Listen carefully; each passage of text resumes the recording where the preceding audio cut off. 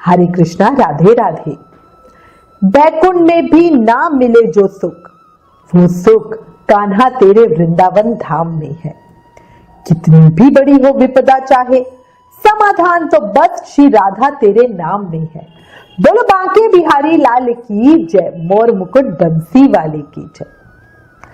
आज आपको एक बहुत सुंदर और अद्भुत सत्य घटना बताती हूं, कैसे हमारे प्यारे बिहारी जी कलयुग में भी भक्तों पर कृपा करते हैं, उनके मन की आस पूरी करते हैं, उन्हें अपना साक्षात्कार करवाते हैं।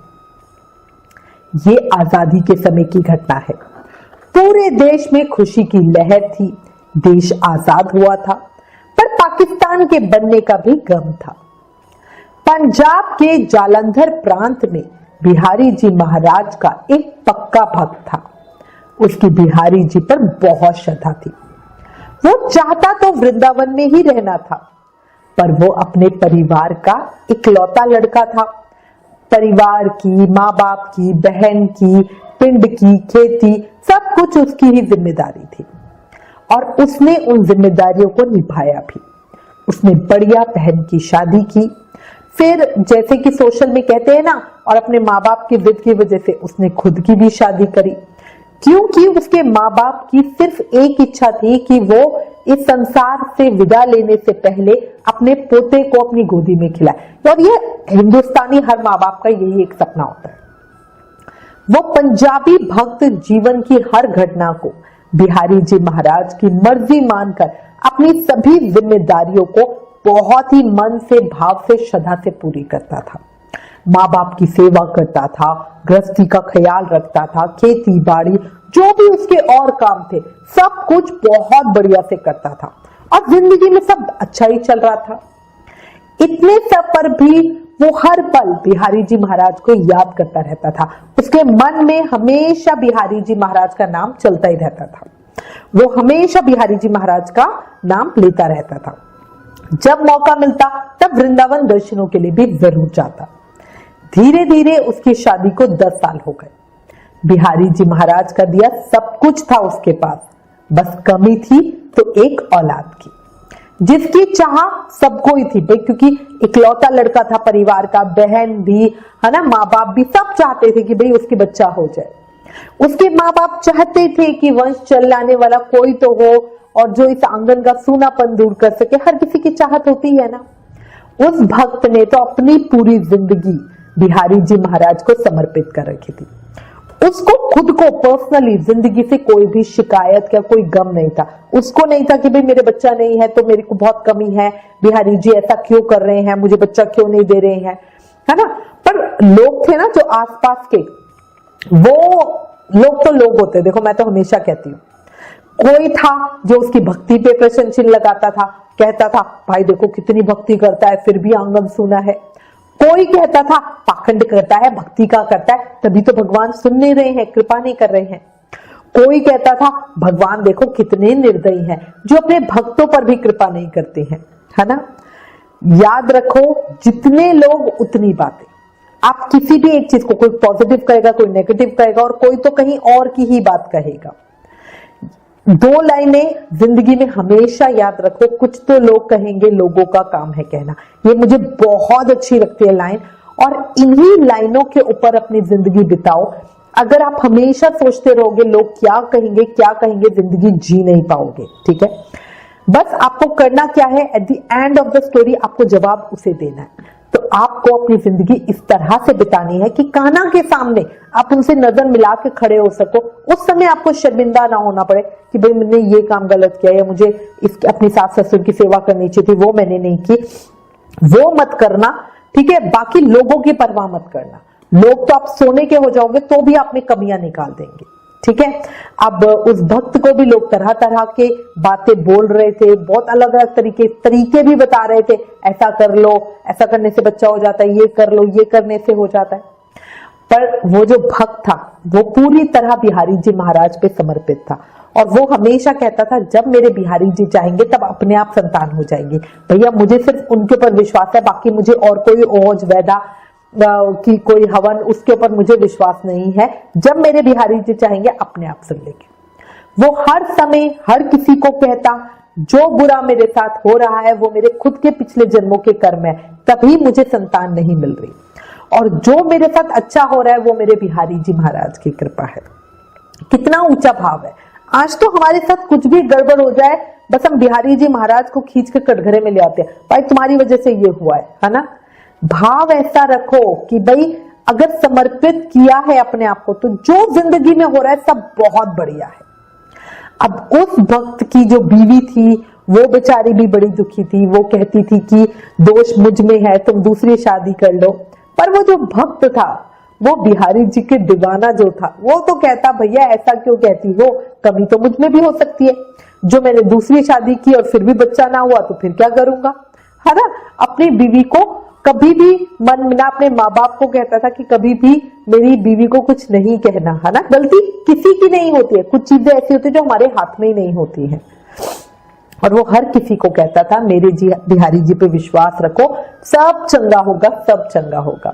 बच्चा नसीब में होगा तो हो आ जाएगा, नहीं होगा तो मजे से पूरी जिंदगी बिहारी जी महाराज की चाकरी में लगाएंगे। और याद रखो यही होता है समर्पण का भाव, कोई शिकायत नहीं, जो है सब बहुत बढ़िया है। आपने अक्सर ही सुना होगा ना, लोग थोड़ी सी पूजा पाठ करते हैं और सोचते हैं कि उनके जीवन में हर दुख दर्द तकलीफ बस एकदम ऐसे खत्म हो जाए मैजिक से। पर याद रखो ऐसा नहीं होता। हम जो आज भोग रहे हैं वो हमारे पिछले जन्मों के कर्म है, और जो हम आज अच्छा कर्म कर रहे हैं उसका फल आगे मिलेगा। बट ये कोई लेन देन का मामला नहीं है कि मैंने आपको 10 रुपए दिए और आपने मुझे सामान दे दिया, नहीं। हम अच्छे कर्म करके बिहारी जी पे कोई एहसान नहीं कर रहे हैं, ठीक है ना। तो इस चीज को याद रखो। अब आपको उस भक्त के जीवन का एक लाइफ चेंजिंग मोमेंट बताती हूं। जो हुआ वो बहुत ही बड़ा चमत्कार था, और बहुत सारे लोग जो इस वीडियो को सुन रहे हैं उन्हें तो यकीन भी नहीं होगा। अब हुआ क्या, एक समय वो भक्त अपने पूरे परिवार के साथ बिहारी जी महाराज के दर्शनों के लिए वृंदावन गया। भक्तों के लिए ना यही सबसे बड़ा त्योहार होता है, बड़ी खुशी की बात होती है कि वो श्री वृंदावन धाम जा रहा है। अब वो सारे के सारे वहां बढ़िया पहुंच गए, बिहारी जी महाराज के बहुत सुंदर दर्शन किए, प्रसाद चढ़ाया, प्रसादी माला मिली। प्रसादी माला को जब गले में डालो ना तो ऐसा लगता है बिहारी जी महाराज ने हमें आशीर्वाद दिया है, वो हमारे साथ हैं। अब वहां खड़े खड़े खूब दर्शन किए और खूब बढ़िया से, क्योंकि उस समय में ना आज की तरह ऐसे भीड़ भाड़ मारा मारी नहीं होती है, बहुत आराम से खुले दर्शन, और बड़े प्यार से उस भक्त ने बिहारी जी को खूब लाल लड़ाया, खूब सुंदर दर्शन की, खूब प्यार जताया, और आंखों ही आंखों में अपनी इच्छा भी उन्हें कह दी। अब भाई रात की शयन आरती हो गई, है ना, उसके बाद तो मंदिर के पट होने का समय हो जाता है। वो पूरे परिवार के साथ मंदिर प्रांगण से बाहर निकले, है ना।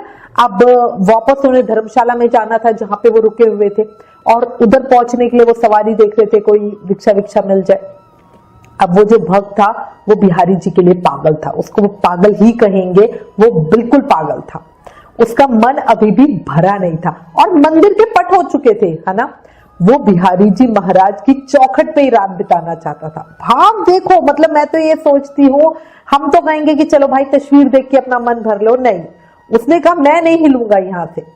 उसने अपने परिवार को रिक्शा करवाया और बोला तुम लोग धर्मशाला जाओ, मैं वहीं पे सुबह आ जाऊंगा। अब जो उसके परिवार थे, उसकी वाइफ थी, उन सबको उसका प्रेम और भाव सबको पता था, है ना। और जो कोई भक्त होता है ना उसको पता होता है भाई वृंदावन जाके इसका तो अलग ही रूप दिखेगा। अब कोई कुछ भी नहीं बोला और वो चुपचाप रिक्शे में बैठ के धर्मशाला के लिए निकल गए। गर्मियों का बढ़िया समय था, मंद मंद ठंडी हवा भी चल रही थी। भक्तों का तांता धीरे धीरे मंदिर प्रांगण से बाहर हो गया था, क्योंकि मंदिर के पट हो गए थे, है ना। जो मंदिर का मुख्य द्वार था वो बंद हो चुका था। मंदिर की सीढ़ियां भी पूरी तरह से खाली हो चुकी थी, और पहले ना उस समय में आज की तरह से ऐसे बहुत सारी दुकानें नहीं होती थी, कोई एक आध दुकान होती थी, और वो भी बंद हो चुकी थी। एक स्ट्रीट लाइट से हल्की सी रोशनी आ रही थी, बाकी चारों तरफ गुप्त अंधेरा था। वो बिहारी जी महाराज की मंदिर की सीढ़ियों पर ही बैठा हुआ था और उनका नाम जप रहा था। बिहारी जी कितने सुंदर लग रहे थे, कितने प्यारे लग रहे थे, और जो उनकी आंखों में बसी हुई छवि थी ना वो उसी को याद किए जा रहा था, उसी को निहारे जा रहा था। भक्ति का सागर उसके मन में बह रहा था। वो बस ऐसा होता ना, भक्त भी क्या करे कि एक विडंबना सी होती है कि भाई क्या करें, हम बस बिहारी जी को पकड़ना चाहते हैं। उसने बिहारी जी के सामने पूरी तरह से समर्पण कर रखा था और वो पागल भक्त था और उसकी भक्ति के लिए तो हम क्या ही कह सकते हैं। वो मंदिर की सीढ़ियों पे बैठा बिहारी जी महाराज से बातें कर रहा था, उनको कह रहा था आप इतना सच का दर्शन मत दिया करो, आपको नजर लग जाएगी। और ऐसा हो रहा था जैसे बिहारी जी उसे कह रहे हो कि ये सब तो मेरे भक्तों के लिए ही है ना। मतलब मैं कह रही हूं, आप सोचो कि क्या समा होगा, किस तरह वो बिहारी जी महाराज से बात कर रहा है और बिहारी जी महाराज भी उससे बात कर रहे हैं। ये अपने आप में बड़ी बात है ना। अब पर यह वो ख्यालों में डूबा ही हुआ था और सारी दुकानें, सब चारों तरफ सन्नाटा सा हो गया था, मतलब कोई चहल पहल कुछ नहीं। तभी उस भक्त को एक बच्चे के रोने की आवाज सुनाई थी और जैसे पूरी तरह सन्नाटा था ना, तो आवाज भी बड़ी बहुत ज्यादा तेजी से आ रही थी। वो एकदम अचानक से, क्योंकि अभी तक तो बिहारी जी महाराज के ख्वाबों में ही खोया हुआ था, वो एकदम अचानक झटके से उठा और जहां से आवाज आ रही थी उस तरफ भागा। उसने देखा बिहारी जी महाराज के जो प्याऊ लगी हुई है वहां पर एक बच्चा पीतांबर में लिपटा हुआ पड़ा हुआ है। वो जल्दी से भाग कर गया और उस बच्चे को गोद में उठा लिया और उसके माता पिता को ढूंढने लगा। चारों तरफ दूर दूर तक सन्नाटा था। उस समय तो मैं बता रही हूँ ना, भीड़ भाड़ तो कुछ थी नहीं और ना मंदिर, इतनी ज्यादा दुकानें होती है ना, आसपास कुछ होता है। अब वो चारों तरफ आवाज लगाया जा रहा था, ये बच्चा किसका है, ये बच्चा किसका है, बट उसको कोई आवाज नहीं आ रही थी और बच्चा उसकी गोद में आके चुप हो गया। मतलब जो पहले इतनी भयानक तरीके से वो रो रहा था, वो एकदम चुप हो गया और नन्हा सा प्यारा सा बच्चा मुस्कुरा रहा था। अब वो बेचारा कभी इधर भाग रहा, कभी इधर भाग रहा, इस गेट पे देख रहा, उस गेट पे देख रहा, चारों तरफ गली के एंड तक भी हो आया, बट उसे कोई इंसान दिखे तो वो उससे पूछे ना कि भाई तुमने किसी को जाते देखा है, ये बच्चा किसका है। उसे तो कोई दिख ही नहीं रहा था और उसे ये समझ भी नहीं आ रहा था कि भाई ये क्या हो रहा है, कैसे कोई इस बच्चे को मंदिर के बाहर छोड़ के जा सकता है। उसने तो किसी को आते भी नहीं देखा था। भाई कोई आता, कुछ आहट होती, कोई आवाज होती, कुछ तो होता ना, उसने तो कुछ नहीं सुना था। अब वो बेचारा करे तो करे क्या, उसे कुछ समझ में नहीं आ रहा था। इसको लेके मैं पुलिस स्टेशन जाऊं, क्या करूं, कहां जाऊं, कोई इंसान भी नहीं दिख रहा है कि भाई मैं उससे कुछ कह सकूं। तभी मंदिर का जो मुख्य द्वार था उसके पट खुले और उसमें से एक गोस्वामी जी बाहर आए और उसको आवाज लगाई।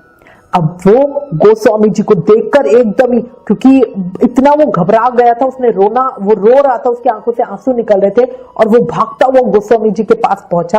गोस्वामी जी कुछ बोल पाते उससे ही पहले वो एकदम जोर से बोला, महाराज प्याऊ के पास देखो, मुझे ये बालक पड़ा मिला है, जाने इसको कौन यहाँ पर छोड़ गया, मैं बहुत देर से इसके माता पिता को ढूंढ रहा हूं, मुझे तो कुछ नहीं दिख रहा है। अब उस भक्त की बात सुनकर गोस्वामी जी थोड़ा मुस्कुराए और फिर बोले, शांत बेटा शांत, तुम बिहारी जी के भोले भक्त हो और मैं यहाँ तुम्हें अपना एक सपना बताने के लिए ही बाहर आया हूँ। अभी बिहारी जी महाराज मेरे सपने में आए और बोले, मेरा एक पागल भक्त तेरी चौखट पर एक बच्चे को लेकर भाग दौड़ कर रहा है, उसे जाकर कहो वो बच्चा मैंने ही उसे दिया है, उसकी मन की इच्छा को पूरा करने के लिए। उसके भाग्य में बच्चा नहीं था, इसलिए वो गर्भ से कभी भी संतान को नहीं पा सकता था, पर उसकी निष्काम निश्चल भक्ति का फल दिए बिना मैं रह भी नहीं सकता था, इसलिए ये बालक मैंने ही उसके लिए भेजा है। ये बालक भी मेरा परम भक्त होगा और दुनिया में अपने माता पिता का नाम रोशन करेगा। उस भक्त को जाकर कहो कि उस बालक को वो हमेशा अपने साथ रखे। अब गोस्वामी जी की ये सारी बात सुनकर वो भक्त बहुत हैरान था, आंसू थे कि थमने का नाम ही नहीं ले रहे थे। उसे समझ ही नहीं आ रहा था वो कैसे बिहारी जी महाराज को धन्यवाद करे। जीवन की जो इतनी बड़ी कमी थी वो ऐसे पूरी हो जाएगी उसने कभी नहीं सोचा था। अब वो कभी बिहारी जी महाराज की चौखट को चूम रहा था, कभी उस बालक को ऐसे गले से लगा रहा था, कभी स्वामी जी के चरणों को छू रहा था और आंख से आंसू ऐसे थे कि अभी गंगा जमुना बह जाएगी। ऐसे हैं हमारे बिहारी जी। जय हो जय हो जय हो, बोलो बांके बिहारी लाल की जय हो। देखा आपने कैसे हमारे बिहारी जी अपने भक्तों के लिए कुछ भी करते हैं, नियति को भी पलट देते हैं। कहते हैं ना, भक्त के वश में है भगवान। जितना हम उन्हें प्रेम करते हैं ना, उनके बारे में सोचते हैं, याद रखो उससे कहीं ज्यादा वो हमें प्रेम करते हैं, हमारे बारे में सोचते हैं। बस प्रेम विश्वास भाव मजबूत हो, निश्चल हो, ऐसे कामनाओं के साथ नहीं बिहारी जी घर बनवा दो, एक गाड़ी दिलवा दो, इस कामना के साथ मत जाओ दर्शनों के लिए। कुछ नहीं चाहिए, आपने जो दिया है वो बहुत है, बहुत है, बस इस भाव के साथ जाओ। दिल की कलम से 2 शब्द। ए जन्नत अपनी औकात में रहना, ए जन्नत अपनी औकात में रहना। हम किसी जन्नत के मोहताज नहीं, हम श्री बांके बिहारी जी महाराज के चरणों में रहते हैं, वहां तेरी भी कोई औकात नहीं। बोलो बांके बिहारी लाल की जय। अगर ये कथा पसंद आई हो, मन को छुई हो, आंखें कुछ नम हुई हो, दिल की धड़कनें बढ़ी हुई हो, शरीर में कंपन हुआ हो, तो प्लीज इस वीडियो को ज्यादा से ज्यादा शेयर करें। हमें आपके साथ और सपोर्ट की बहुत जरूरत है। Please like share and subscribe. Thank you. Hare Krishna.